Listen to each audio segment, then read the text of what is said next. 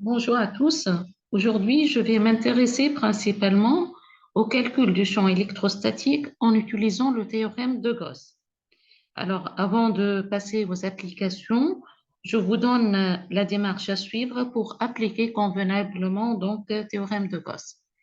Alors, il est clair que pour déterminer le champ électrostatique à partir du théorème de Gauss, il faut utiliser les propriétés de symétrie du problème, donc qui nous permettra d'extraire le champ E de la relation d'intégrale et plus précisément du calcul de flux de champ électrostatique. Alors, la première chose à faire, c'est déterminer le choix du système de coordonnées suivant la géométrie adéquate et puis analyser la symétrie du problème.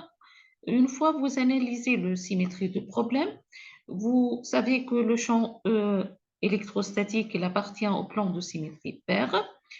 Une fois vous avez la direction du champ électrostatique, vous déterminez après les variables d'espace dont dépend E.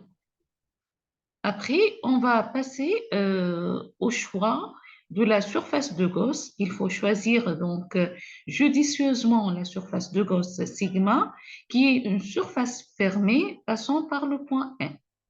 Une fois vous avez ces deux étapes-là, ça va vous permettre de faire extraire ou bien d'extraire le champ électrostatique à travers donc, vous pouvez extraire le champ électrostatique du flux, du flux.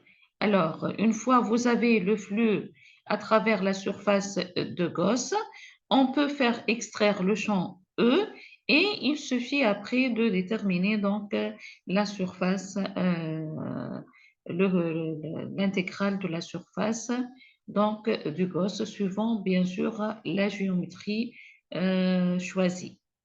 Donc ça, c'est la première étape.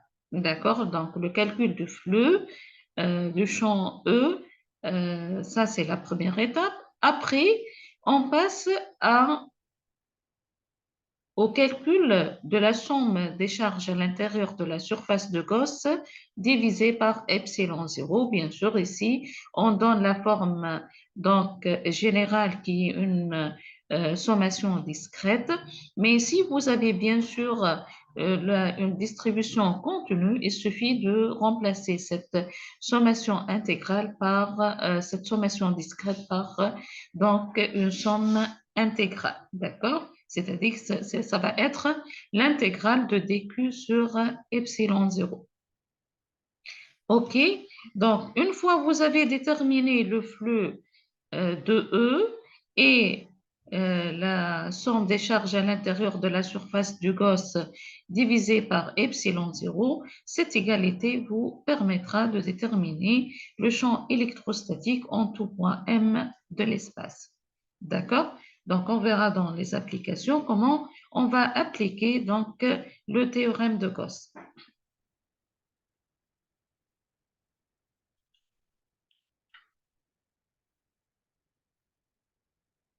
Donc, on passe à l'application. La première application,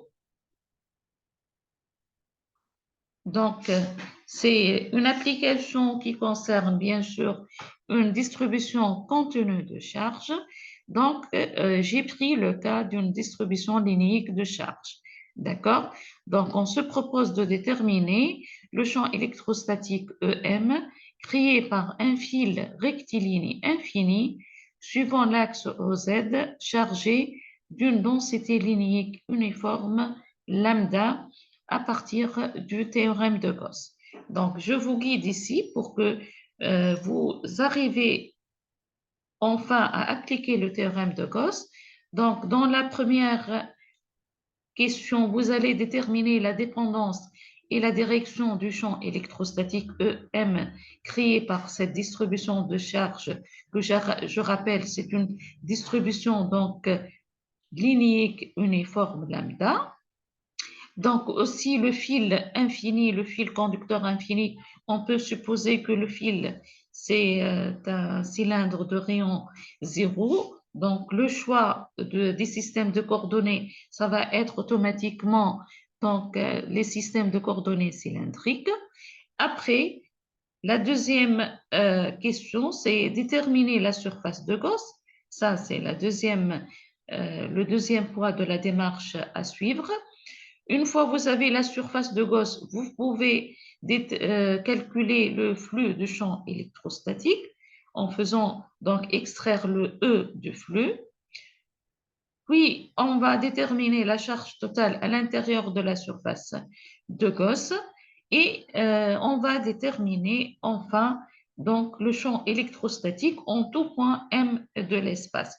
Donc ici, si on va déterminer le champ électrostatique en tout point M de l'espace, donc deux cas vont se présenter pour le calcul de la charge totale à l'intérieur de la surface de Gauss, qui est soit pardon, soit donc le point M, il est à l'intérieur donc de la surface de Gauss, ou bien le point M à l'extérieur de la surface du Gauss.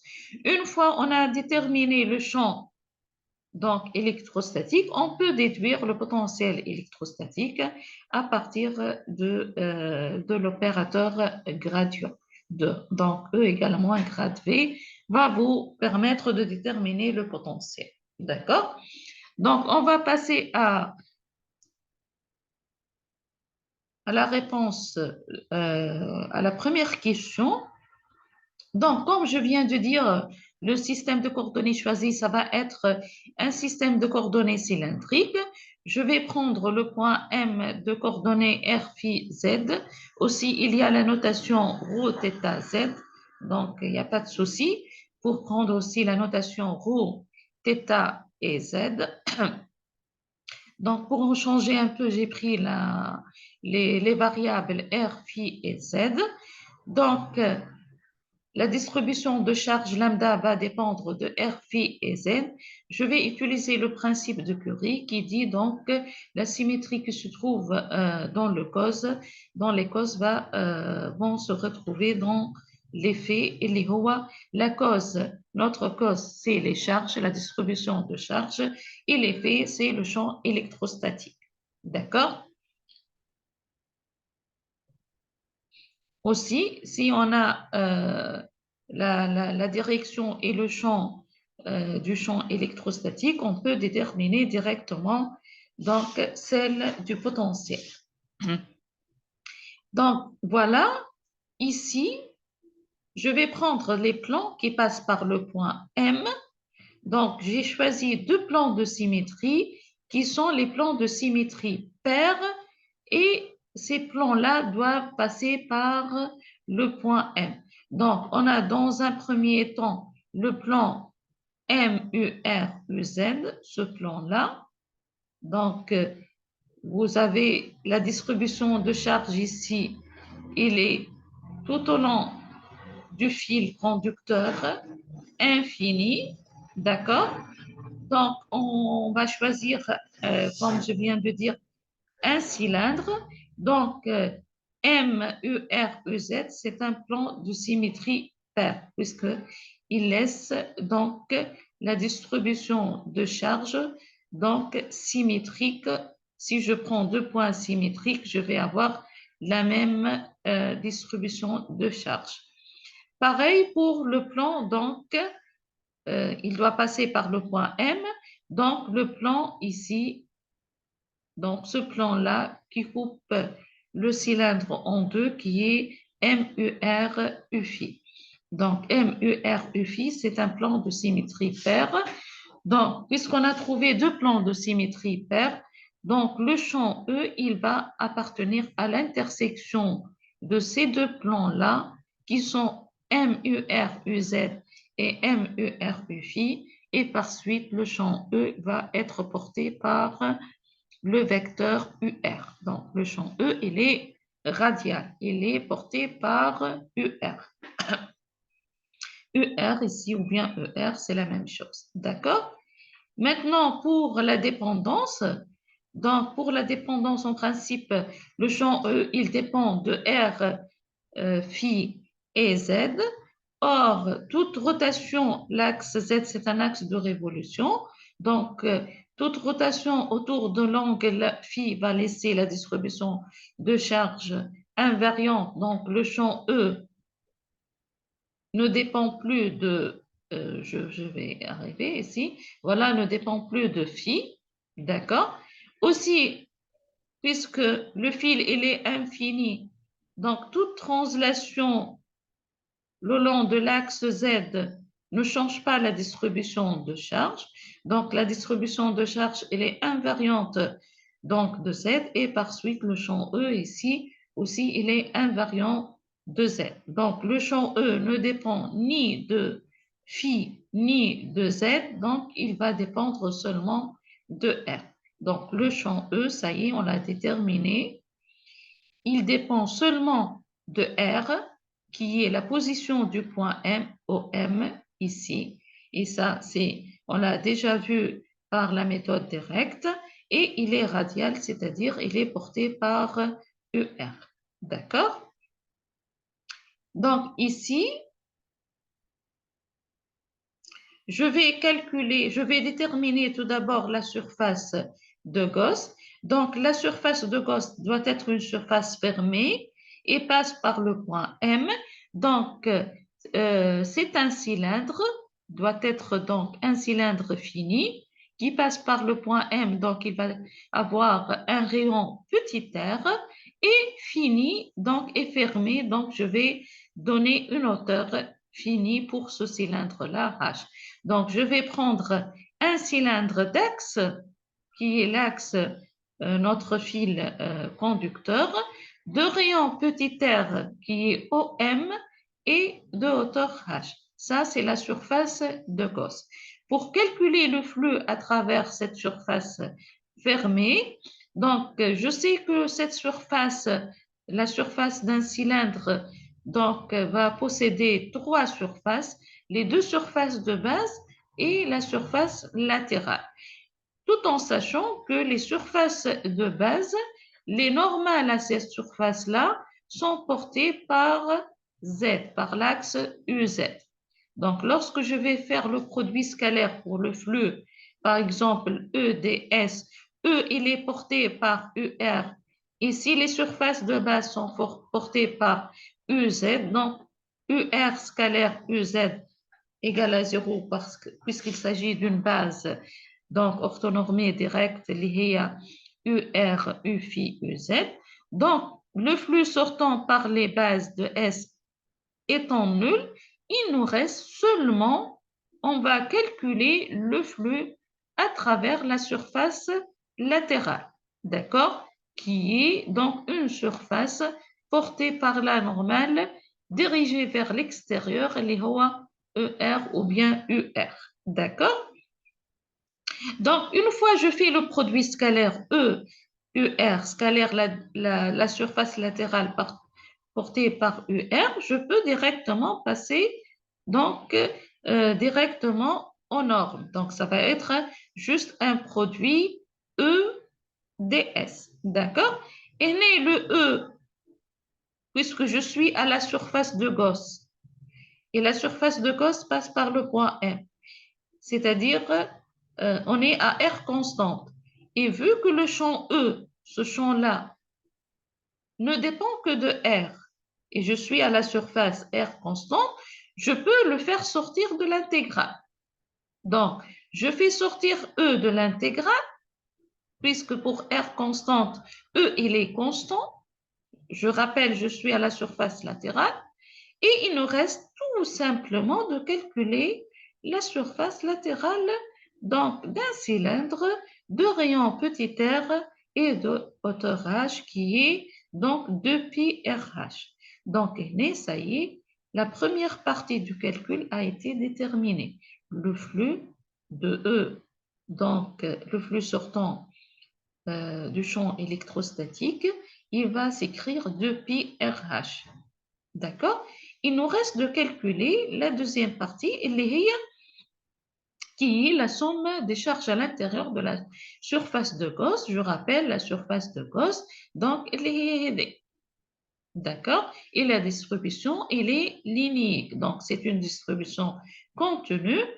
Somme de QI intérieur, puis tu les intégrales, une seule intégrale, lambda dl sur epsilon 0. Lambda dl, j'intègre le dl, donc sur la hauteur du cylindre, li h. D'accord? Donc, je vais avoir lambda h sur epsilon 0. Donc, dernière étape de l'application du théorème de Gauss, c'est l'égalité. Et on a un seul, l'espace, on a pris tout l'espace, il n'y a pas de souci. Donc, le théorème de Gauss s'écrit 2pi RHE égale à lambda h sur epsilon 0. Donc, en vecteur, je vais avoir le champ E, il est radial.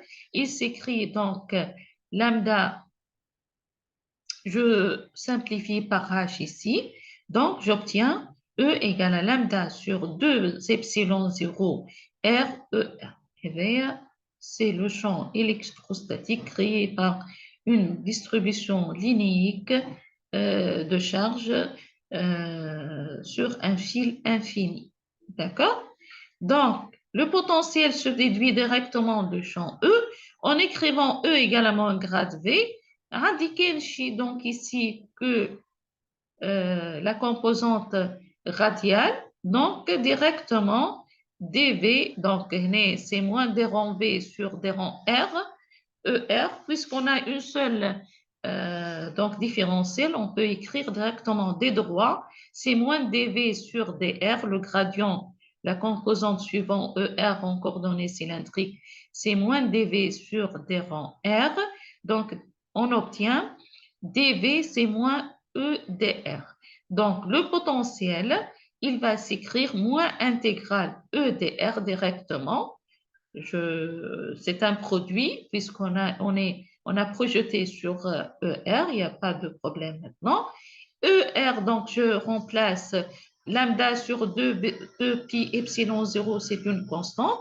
Il nous reste l'intégrale de dr sur R. Donc, l'intégrale de 1 sur R, c'est log de R, à une constante près. D'accord? Après, vous pouvez déterminer cette constante suivant donc les conditions aux limites. D'accord? Donc, on peut laisser V dans un premier temps. Donc, c'est moins lambda sur le potentiel. Le potentiel au point M, c'est moins lambda sur 2 pi epsilon 0 log de R plus une constante. D'accord? Ça, c'est la première application. On passe maintenant à la deuxième application. Donc, j'ai pris le cas d'une sphère et pour la sphère, j'ai pris les deux cas. Une distribution volumique de charge qui est l'exemple 2 et distribution surfacique de charge, l'exemple 3.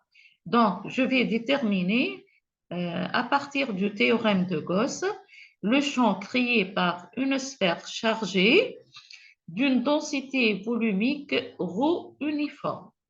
D'accord? On a une seule sphère. Donc, sphère interne, il est, donc, la charge plutôt, il est réparti en volume sur une sphère. Donc, je vais prendre une sphère de centre O et de rayon grand R. D'accord? Une sphère de centre O. Je vais voir la figure. Si j'ai mis la figure. Voilà, une sphère de centre O. La sphère, notre sphère, elle est en contenu, en trait contenu. Donc, cette sphère de centre O et de rayon grand R, elle est chargée uniformément en volume. D'accord? Ben. Donc, je vais appliquer théorème de Gauss. Donc, dans un premier temps, je vais déterminer les coordonnées. Donc, puisque c'est une sphère, je vais prendre les coordonnées sphériques qui sont r, θ, phi. Je vais déterminer les plans de symétrie pairs pour trouver la direction du champ électrostatique. Donc, nous avons dit que tout plan passe par le point, tout plan donc passe par le point M et porté par UR c'est un plan de symétrie paire. Donc, les deux plans qui passent par le point M et portés par UR sont les plans Pi1 MUR Uθ et MUR Uφ. Donc, voilà, l'intersection de ces deux plans nous donne le vecteur UR. Donc, le champ E, il va être porté par UR. D'accord? Maintenant, concernant les variables dont dépend donc, le champ électrostatique, donc je sais que toute rotation autour d'angle θ laisse la distribution de charge invariante. Donc, le champ E ne dépend pas de θ. Voilà. Et aussi, toute rotation d'angle phi, elle laisse la distribution de charge aussi invariante. Donc, le champ E ne dépend pas de phi. Donc, le champ E ne dépend ni de θ ni de phi. Donc, il va dépendre seulement de R et il va être aussi radial. Donc, pour la sphère aussi, le champ E, il va s'écrire ER-UR. D'accord? Voilà, les interprétations sont ici. Tant que le champ ne dépend que de la variable R, le potentiel aussi. Donc, notre potentiel qui est scalaire ne dépend que de R. Donc, je reviens aux questions. Je vais vous lire les questions demandées. Donc, voilà, tout ça, le A ou le B ou le C ou le D ou le E, comme toujours, et donc on a la démarche à suivre pour déterminer le théorème de Gauss. Et puis, on va calculer le potentiel électrostatique, donc toujours en utilisant donc, la première question qui est le champ. On va déterminer le potentiel électrostatique en utilisant les expressions du champ électrostatique en tout point M de l'espace. Voilà. Donc, maintenant, il reste à faire, on va choisir la surface de Gauss. Donc, la surface de Gauss doit être une surface fermée et passe par le point M. Donc, une surface fermée et passe par le point M ne peut être que dans une sphère de centre O et de rayon OM. Donc, je vais donner OM qui est petit r. Donc, notre surface de Gauss, notez bien, c'est une surface de centre O et de rayon petit r. D'accord? OK? Donc, à la surface de Gauss, le champ E, donc il va être constant. Comme tout à l'heure, on peut le faire sortir de l'intégrale. D'accord? Ici, ce calcul-là, il est le même. Le calcul du flux de E, il est le même pour les deux cas. Soit on prend le cas où le point M il est à l'extérieur de la surface de Gauss, ou il est à l'intérieur. Et ce calcul-là ne change pas. D'accord? Donc, vous pouvez le garder pour le champ à l'intérieur de la surface de Gauss. Donc, ici, je ne vais pas parler d'intérieur-extérieur, je vais parler seulement du flux de champ E. Je vais faire sortir le E puisque à la surface, le champ E il est constant. Il nous reste seulement de déterminer la surface d'une sphère de centre O et de rayon petit r, liée à la surface S1, liée à la samita que j'ai appelée la surface de Gauss. Donc, la surface d'une sphère, c'est 4pi petit r au carré fois le champ E. Après, je mets E extérieur puisque je suis maintenant dans le cas où le point M il est à l'extérieur donc de la surface de Gauss. Donc, je suis ici. Voilà. Donc, la surface de Gauss, elle est là. Le point M, il est à l'extérieur de notre sphère. Donc, je vais calculer le champ à l'extérieur. Ici, le champ à l'extérieur de notre sphère, elle est liée à la sphère uniformément chargé de rayon grand R. D'accord? Donc, je vais prendre, maintenant, ça c'est notre surface de Gauss.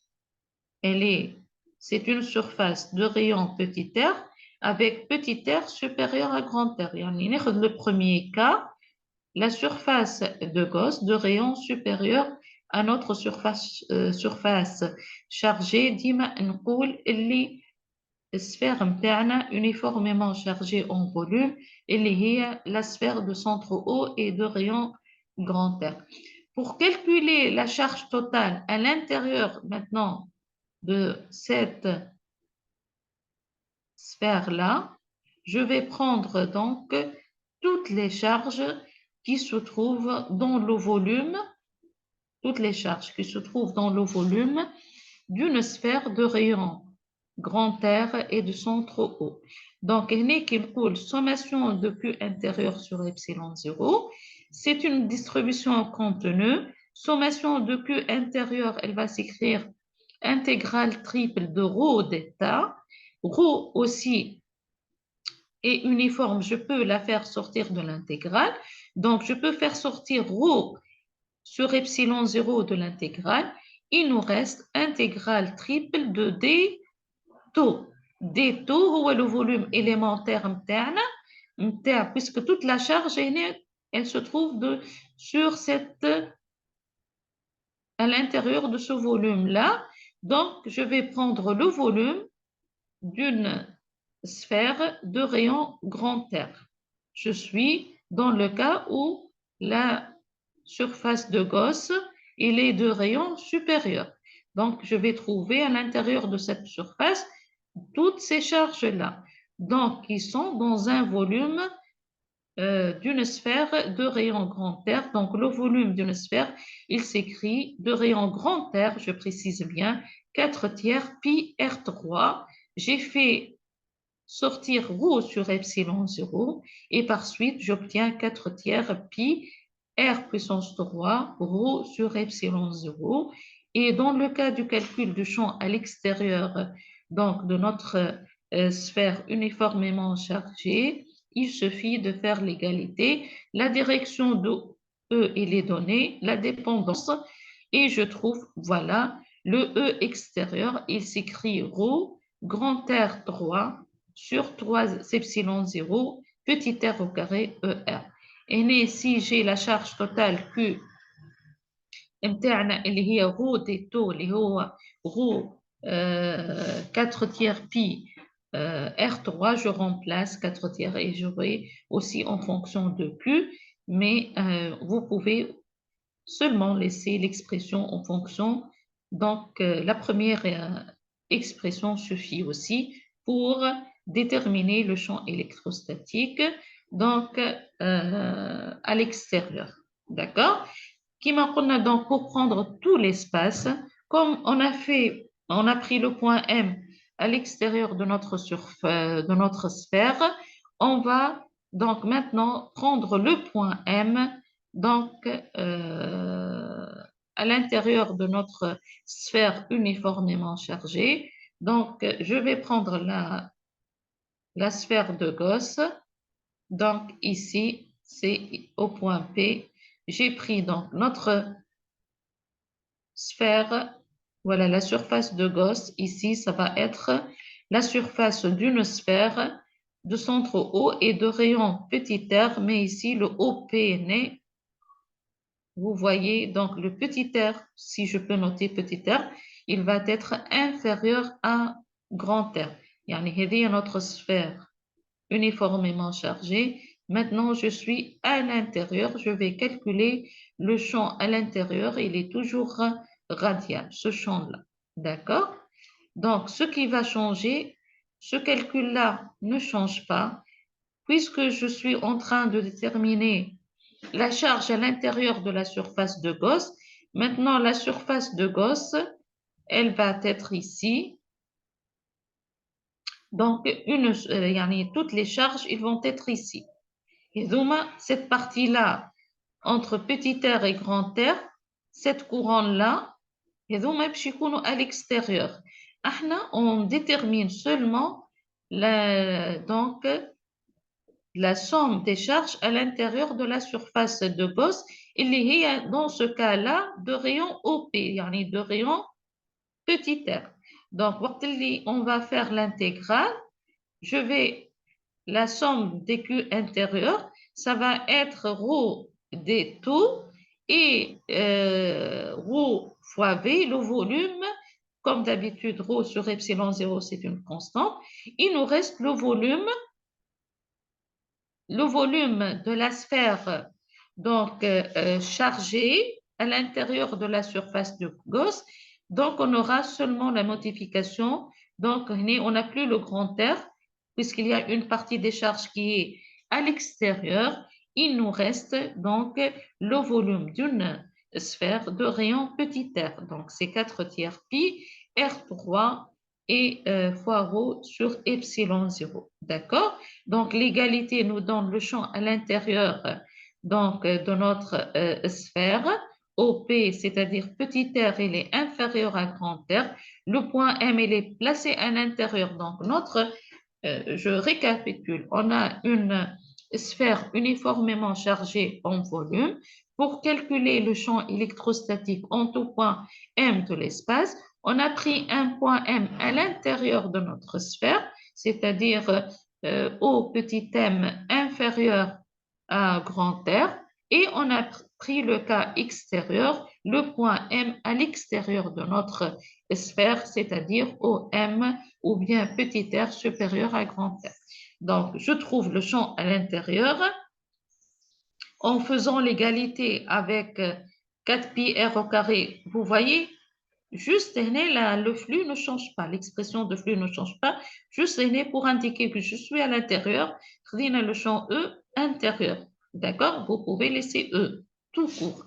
Donc, l'égalité nous donne le champ E, il est radial, il ne dépend que des R, il s'écrit ρr sur 3 epsilon 0. Pour la distribution volumique de charge, donc le champ E, il est contenu.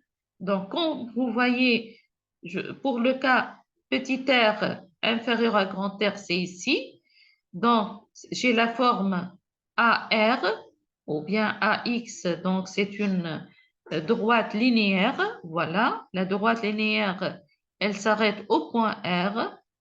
Et après, à l'extérieur, je reviens au calcul à l'extérieur, c'est la forme 1 sur R au carré. Donc, lorsque R tend vers l'infini, on a le champ tend vers 0. Et au point R, on a une continuité liée ρ grand R sur 3 epsilon 0. Et ça, c'est la représentation du champ E en fonction de R. C'est le cas d'une distribution volumique. Le champ E est contenu, contrairement à la distribution surfacique. D'accord? Sachant que le potentiel, il est toujours contenu. Donc, on peut trouver une discontinuité dans le cas du champ électrostatique, mais pas pour le potentiel. D'accord? Donc, pour les deux cas, on va déterminer le potentiel électrostatique à partir de E égale à moins grade V. Donc, le calcul de champ étant radial, donc ici aussi, on va avoir seulement le gradient, c'est moins des rangs V sur des rangs R. Toujours, on a seulement la composante radiale, donc une seule intégrale. Donc, le potentiel à l'extérieur, c'est moins intégrale E extérieur dr, puisque E dr, pour la partie dr, on va prendre seulement dr UR, la première partie du déplacement, la première composante du déplacement élémentaire dr. Et puis, le produit, pour avoir un produit scalaire qui n'est pas nul. Parce que si je prends la composante suivante, U phi ou L U θ, le produit scalaire, il est nul avec UR. Donc, il nous reste seulement E extérieur dr, dans le cas où je calcule le potentiel à l'extérieur de notre sphère. Donc, je vais avoir l'intégrale de dr sur r au carré. L'intégrale de 1 sur r au carré, c'est moins 1 sur r. Avec le signe moins, il nous reste 1 sur r. Donc, je vais avoir ρ R3 sur 3 epsilon 0 petit r. Donc, je sais le potentiel, il est donc défini à une constante près. Et comme nous avons dit, si je prends R tend vers l'infini, c'est-à-dire les potentiels qui sont très très élevés sont nuls. Lorsque je prends une hauteur très élevée, R tend vers l'infini, le potentiel il est nul. Et si R tend vers l'infini, je vais avoir la constante égale à zéro. Donc, notre potentiel à l'extérieur, il va s'écrire tout simplement ρ R3 sur 3 epsilon 0 petit r. OK? À l'intérieur maintenant, à l'intérieur, donc je prends l'expression de E intérieur. J'intègre donc ces R dr, puisqu'on a dit c'est la forme AR, une droite linéaire. L'intégrale de R dr, c'est R au carré sur 2. Donc, je vais avoir moins ρ R au carré 2 fois 3, c'est 6, 6 epsilon 0, défini toujours à une constante près. Donc, comment je vais déterminer la constante? Donc, qu'est-ce que nous avons dit? Nous avons dit que le potentiel, il est contenu. Donc, il va être contenu à la surface. Donc, pour R égale à petit r, le champ à l'extérieur va être le même que le champ à l'extérieur. Le champ à l'intérieur, pardon, il va être le même que le champ à l'extérieur lorsque je suis à la surface. Yani, lorsque je suis à petit r égale à grand R. Je prends le potentiel à l'extérieur pour R, petit r égale à grand R, اللي هو celui-là, égale le potentiel à l'intérieur lorsque petit r égale à grand R, ça va nous permettre de déterminer la constante que j'ai appelée C2. Et c'est l'infini, c'est facile à faire puisque ça va donner 0, mais la deuxième constante, vous allez la déterminer par continuité du potentiel à la surface de la sphère. Je trouve ces deux, j'écris le potentiel total à l'intérieur donc de notre sphère. Il va s'écrire ρ r au carré sur 2 epsilon 0, 1 moins r au carré sur 3 r au carré. Donc ici, le potentiel et les contenus entre 0 et petit r. C'est à l'intérieur, c'est cette forme-là, c'est parabolique, donc une partie parabolique. Et après, entre grand R et l'infini, donc j'ai 1 sur R, donc je vais avoir donc une asymptote, donc lorsque R tend vers l'infini, c'est 0, et je vais avoir la forme 1 sur R, voilà. Donc la représentation parabolique, hyperbole, continuité, donc c'est la représentation du potentiel en fonction de R. Donc vous voyez, c'est pas trop compliqué. Il suffit donc d'appliquer le théorème de Gauss convenablement et savoir prendre pour les charges à l'intérieur de la surface de Gauss tout l'espace. Et pour déterminer le potentiel, il suffit d'utiliser donc l'opérateur gradient. Et ici, puisque c'est radial, vous aurez seulement une intégrale sur R. D'accord? Enfin, finalement, je vais passer à une distribution surfacique de charge. Maintenant, je prends le même cas, je suis dans le cas toujours d'une répartition plutôt d'une sphère de centre haut et de rayon grand R, mais maintenant, la charge va être répartie uniformément sur la surface. À l'intérieur, je n'ai pas de charge. Donc, عندي les charges qui sont réparties seulement à la surface d'une sphère de centre haut et de rayon grand R. On va calculer le champ électrostatique en tout point M de l'espace. Et la première partie a été déjà donc déterminée l'exemple 2. Donc, on a les systèmes de coordonnées qui sont toujours, puisque j'ai toujours une sphère. Donc, R, θ, phi, coordonnées sphériques. Le champ E, il va être radial et il ne dépend que de R. Donc, la première partie, le même raisonnement se répète pour sphère-là, ce qui va changer pour le calcul du champ électrostatique, c'est la répartition de charge. Yani le calcul du champ de la charge totale à l'intérieur de la surface de Gauss, c'est elle qui va changer. Par suite aussi, on peut dire que je vais prendre toujours la surface de Gauss qui est une surface fermée. Donc, je vais prendre une sphère de centre O et de rayon O petit m qui est petit r. D'accord? Voilà. Surface de Gauss. Je vais prendre la surface sigma et donc une sphère de centre O et de rayon petit r. Le calcul de flux, comme tout à l'heure, ne change pas parce que la surface de la sphère, elle est indépendante de la distribution de charge et par suite, je vais avoir le flux sortant du champ électrostatique. Il va s'écrire toujours ER 4πr au carré. يعني la deuxième étape qui va changer, اللي هي la somme des charges à l'intérieur de la sphère. Comme tout à l'heure, on va prendre deux cas, seront étudiés. Le premier cas, le point M à l'extérieur de notre sphère, à l'extérieur comme ici, et après le point M à l'intérieur de notre sphère. D'accord? Vous allez voir que pour la répartition surfacique, c'est beaucoup plus simple que le cas de la répartition aussi volumique. Dans le premier cas, lorsque je vais prendre R supérieur à grand R, le point M il est à l'extérieur, donc la somme des charges à l'intérieur de la surface Huma, ça va être donc la surface d'une sphère de centre O et de rayon petit r. Toute cette sphère-là, elle est chargée. Et je suis ici, je vais prendre toutes les charges à l'intérieur de cette surface. اللي هما la surface de notre sphère qui est de centre O et de rayon grand R.